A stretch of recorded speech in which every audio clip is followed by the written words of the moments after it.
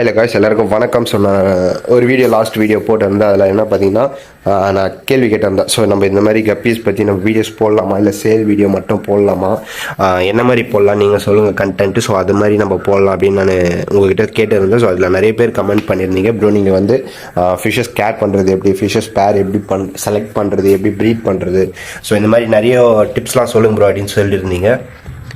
So அதுக்காக இந்த video தான். ஜஸ்ட்டு ஷார்ட் அண்ட் கிறிஸ்பாக ஒரு கிளியரான வீடியோவாக அண்ட் ஓப்பனாக வீடியோவாக நான் சொல்கிறேன்.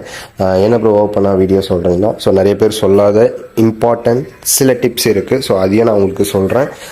அதே மாதிரி ஃபிஷ்ஷஸ் நீங்கள் என்ன மாதிரி வாங்கினா எப்படி கரெக்டாக இருக்கும் அப்படின்றதும் நான் சொல்கிறேன். இப்போ நான் சொல்ல போகிறது எல்லாமே வந்து என்னோட ஓன் எக்ஸ்பீரியன்ஸ் தான். நான் இத்தனை இயர்ஸாக நான் ஃபிஷஸ் வளர்த்துருக்கேன்.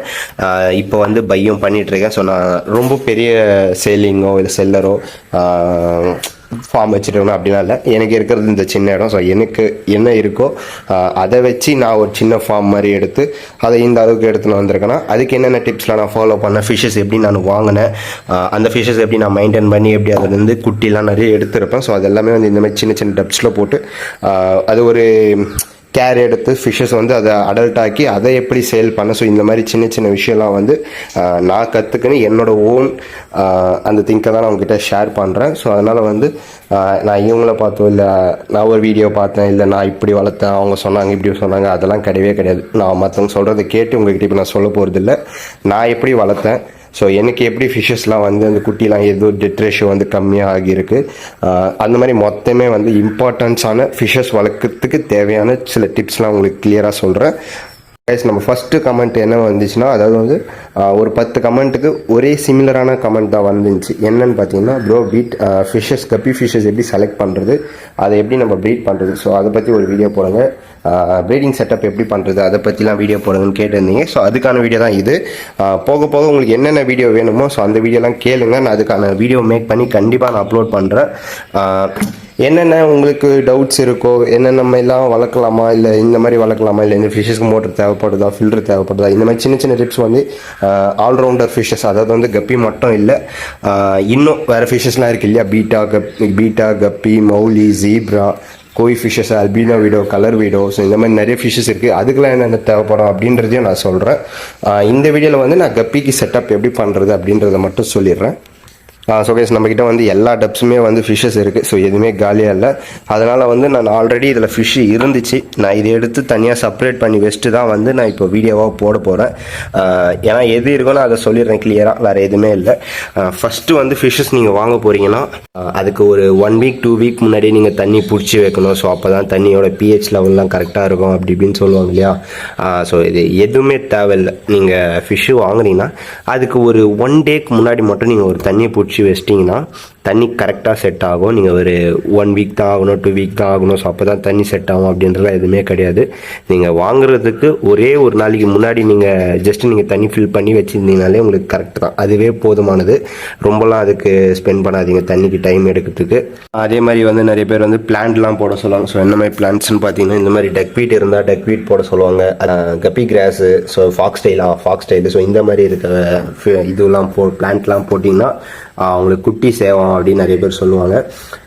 அதில் பார்த்தீங்கன்னா ஒரு 10% தான் ட்ரூத் இருக்குது. ஏன்னா வந்து கப்பி ஃபிஷ்ஷஸ் பொறுத்த வரைக்கும் நீங்கள் செடியில் விட்டாலும் சரி, இல்லை எதுவுமே இல்லைனாலும் சரி, அது கரெக்டாக ஸ்விம் பண்ணி அந்த குட்டி சாப்பிட தான் செய்யும். ஸோ அதுதான் அதோட நேச்சரு. நீங்கள் அதனால் போடுறதுனால பார்த்தீங்கன்னா மேக்ஸிமம் ஒரு குட்டி 2 குட்டி அந்த செடினால் காப்பாற்றலாமே தவிர போடுற மொத்த குட்டியுமே காப்பாற்ற முடியும்லாம் இல்லை. ஸோ அது வந்து நான் நிறைய எக்ஸ்பீரியன்ஸ் பண்ணிட்டு பிறகு தான் நான் அந்த ஆன்சர் சொல்கிறேன் உங்களுக்கு. நீங்கள் வேணால் சிம்பிளாக ஒன்று பண்ணலாம். நீங்கள் அழகுக்கோசம் வேணால் செடி போடுறீங்க, இல்லை அந்த வாட்டர் கண்டிஷனுக்கோசம் செடி போகிறீங்கன்னா தாராளமாக போட்டுக்குங்க. குட்டி காப்பாற்றணும்னா சிம்பிளான ஒரே விஷயந்தான். ஸோ அந்த மாதிரி ஒரு கண்டெய்னர் இருக்குது பார்த்தீங்களா. ஸோ இந்த மாதிரி ஒரு கூடை, இது ஒரு 10 ரூபா தான் நான் வாங்கினது. ஸோ இந்த மாதிரி சிம்பிளாக ஒன்று வாங்கி நீங்கள் மேலே மிதக்கணும், அதுக்கு நீங்கள் இந்த மாதிரி தர்மாக்கோல்லாம் இருக்கணும் அதுமாரிலாம் ஒரு அவசியமே இல்லை. நீங்கள் தண்ணியோட லெவலை கம்மி பண்ணிட்டீங்கன்னா அது கீழே இருந்தாலும் கொஞ்சம் கேப் இருக்கும், தெரியுதுங்களா. ஸோ இந்த மாதிரி இருக்கிறதுனால நீங்கள் தர்மாக்கோல் தான் போடணும் அப்படிலாம் இல்லை. ஜஸ்ட் நீங்கள் அதை கீழே ப்ளேஸ் பண்ணிட்டாலே பேரண்ட் உள்ளே இருக்கும், குட்டிலாம் வெளியே வந்துடும்.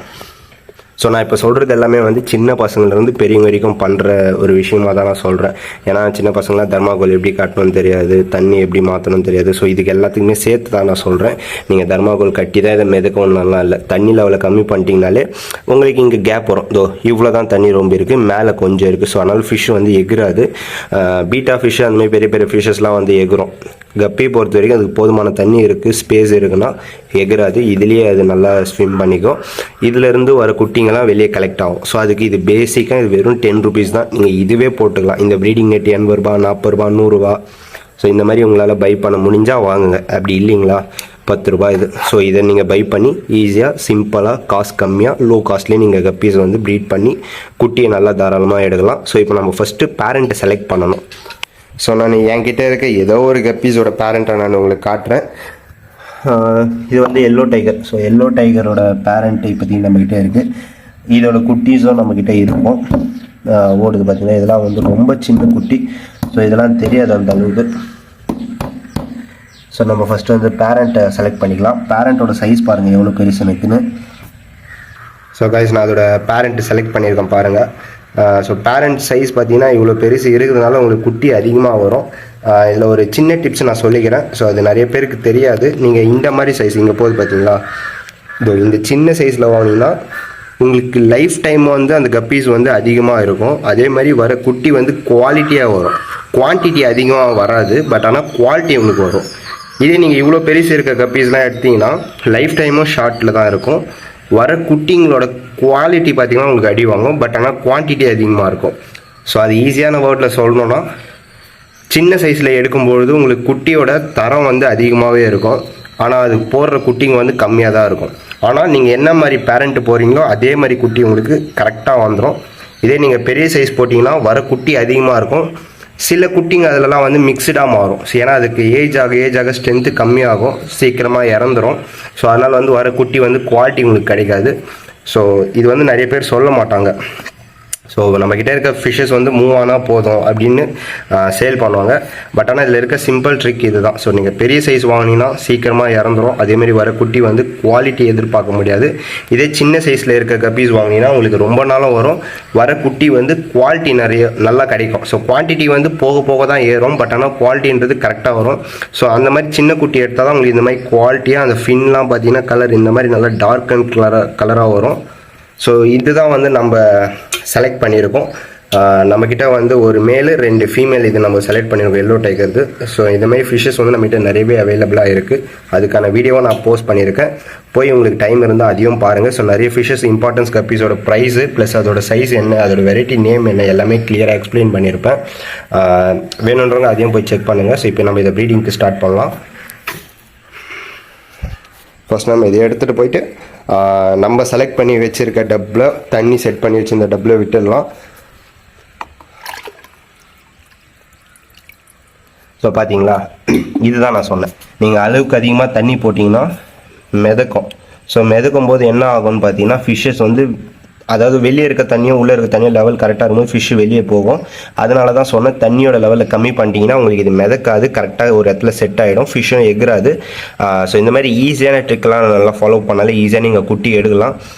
ஸோ அதே மாதிரி ஒரு மேலுக்கு 2 ஃபீமேல் இல்லை ஒரு மேலுக்கு 1 ஃபீமேல் போட்டாலே கரெக்டான ரேஷியோ தான். ரொம்ப அதிகமாக போடாதீங்க.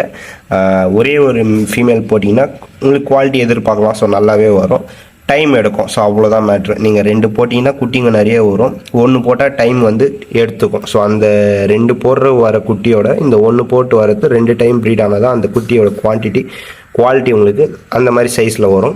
ஸோ அதனால் வந்து நீங்கள் 2 போட்டாலும் போடுங்க, 1 போட்டாலும் போடுங்க, அது உங்களோட சாய்ஸ் தான். ஸோ நம்ம சொல்கிறதுக்கோசம் நீங்கள் ப்ரீடிங் பண்ணாதீங்க. உங்கள்கிட்ட எத்தனை பேர் இருக்கோ அதுக்கு தகுந்த மாதிரி நீங்கள் ப்ரீட் பண்ணலாம். ஸோ ஃபஸ்ட்டு நம்ம பேரண்ட்டை எடுத்து போட்டோம் இல்லையா. ஸோ இந்த ஒரு 1 டேக்கு வந்து அதுக்கு டிஸ்டர்பே பண்ணாதீங்க, ஃபீட் எதுவுமே போடாதீங்க, அதை ஃப்ரீயாக விட்டுருங்க. ஃபஸ்ட்டு அது இந்த தண்ணிக்கு, அதாவது நீங்கள் கடையிலேருந்து வாங்கி வந்திருப்பீங்க, நான் வந்து ஃபார்ம்லேருந்து எடுத்து இதே தண்ணியில் விடுறதுனால டேரெக்டாக விட்டுட்டேன். நீங்கள் அந்த மாதிரி பண்ணாமல் ஒரு அரை மணி நேரம் நீங்கள் கடையிலேருந்து வாங்கி வந்தீங்கன்னா எடுத்துன்னு வந்து அந்த கவரோட அப்படியே இந்த தண்ணியில் ஃப்ளோட் பண்ண விட்டுருங்க. அது கொஞ்சம் மிதந்துட்டா ரெண்டுத்துக்கான தண்ணியோட டெம்பரேச்சர் வந்து செட் ஆகிடும். ஸோ அதுக்கு மேலே வந்து நீங்கள் பிரித்து உங்களோட ஃபிஷ் என்னவோ அதை மட்டும் விடுங்க. அதில் இருக்க தண்ணி இதில் கூட மேட்ச் பண்ணாதீங்க. அதில் இருக்க அமோனியா, பாக்டீரியா, சப்போஸ் அது வேறு எதுனா ஃபிஷ்ஷஸ்க்கு எதனா இருந்து அந்த மாதிரி வரும். மேக்ஸிமம் அக்வேரியம் கடையில் என்ன பண்ணுவாங்கன்னா தனியாக இருக்க தண்ணியில் தான் வந்து இந்த நீங்கள் கேட்குற ஃபிஷ்ஷை பிடிச்சி விட்டு உங்களுக்கு தருவாங்க. ஸோ அதனால் அது எதுவும் பிரச்சனை இருக்காது. ஸோ ஏன்னா டேங்க்கில் இருக்க தண்ணி அப்படியே மோண்டு அதில் இருக்க ஃபிஷ்ஷை அப்படியே போடவே மாட்டாங்க. சில அக்வேரியமில் அப்படி பண்ணாங்கன்னா அந்த தண்ணி இதில் ஆட் பண்ணாதீங்க, அவ்வளோதான்.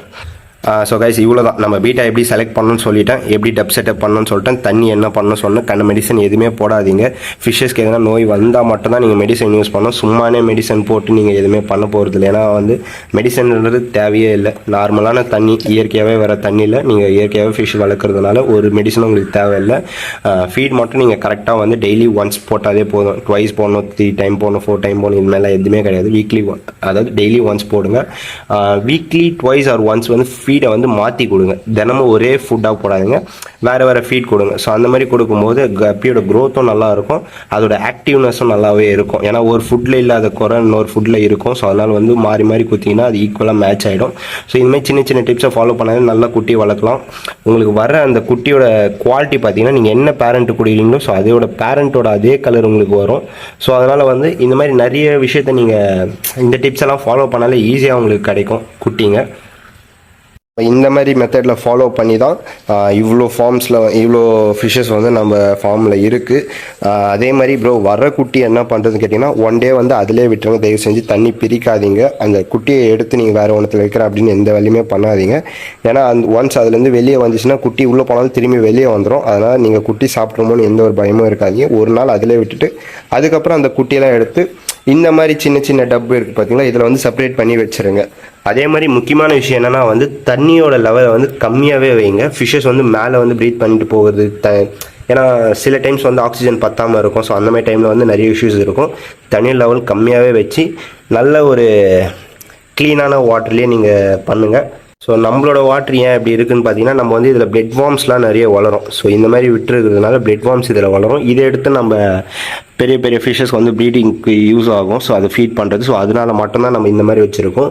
இதுலேயே கூட பார்த்தீங்கன்னா தண்ணியோட அந்த குவாலிட்டின்றது மாறல. ஸோ தண்ணி வந்து கிறிஸ்டன் கிளியராக இருக்கும். அடியில் என்ன இருக்கோ அது அப்படியே மேலே தெரியும். அந்த அளவுக்கு கரெக்டான லெவலில் தான் தண்ணியோட குவாலிட்டி இருக்குது. பட் ஆனால் அடியில் வந்து பிளட் வார்ம்ஸ் இருக்கிறதுனால அது அந்த மாதிரி தான் இருக்கும். ஒரு மாதிரி நிறைய டஸ்ட் இருக்க மாதிரி தான் இருக்குது. பட் ஆனால் அந்த பிளட் வார்ம்ஸ் இருக்கிறதுனால தான் தண்ணி இவ்வளோ குவாலிட்டியாகவே இருக்குது. ஸோ அதனால் வந்து நீங்கள் எதில் பார்த்தாலுமே வந்து அடியில் தான் அப்படி இருக்கும். பட் ஆனால் நீங்கள் தண்ணி எடுத்து பார்த்தீங்கன்னா கிறிஸ்டன் கிளியராக இருக்கும். ஸோ தண்ணி சுத்தமாக இருக்கணும். ஏன்னா நம்ம புது ஃபிஷ்ஷஸ்க்கு அதாவது நியூ பார்ன் பேபிஸ்க்கு வந்து எந்த ஒரு அஃபெக்ட் ஆனாலும் சீக்கிரமாக வந்துடும். ஸோ அதனால் வந்து தண்ணி மெயின்டைன் பண்ணுறது கரெக்டாக மெயின்டைன் பண்ணுங்கள். ஸோ ஒன்ஸ் ஒரு 2 வீக் 3 வீக் நம்ம இதில் விட்டுட்ட பிறகு எடுத்துன்னு வந்து நீங்கள் பெரிய செட்டப்பில் விட்டுடணும்.